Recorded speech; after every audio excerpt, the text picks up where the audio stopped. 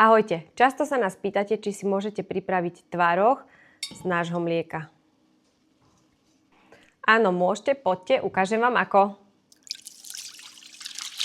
Na výrobu budeš potrebovať 5 litrov mlieka, trocha kyslej smotany alebo jogurtu, po prípade syrárskú kultúru. Mlieko spasterizujeme, teda ohrejeme na 72 stupňov a následne schladíme. Po dosiahnutí pasterizačnej teploty 72 stupňov necháme mlieko schladiť na 28 až 30 stupňov.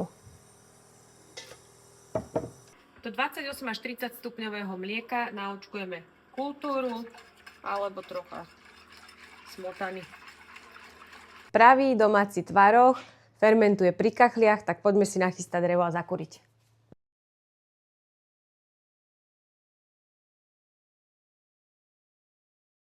Mlieko s kultúrou zakrieme najlepšie s teplou dekou alebo takto s kožušinou, ktorá drží dobre teplo a počkáme zhruba 24 hodín, niekedy aj viac.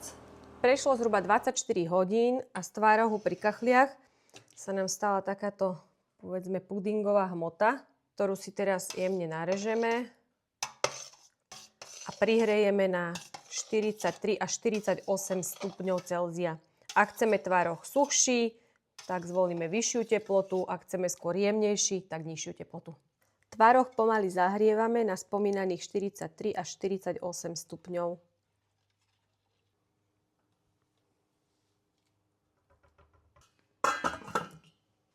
Teraz necháme tvaroh odpočívať v hrnci 30 minút. Po zhruba 30 minútach začal tvaroh oddelovať crvátku. Hmotu povyberáme a necháme stiecť v sitku alebo cedníku s plachtičkou.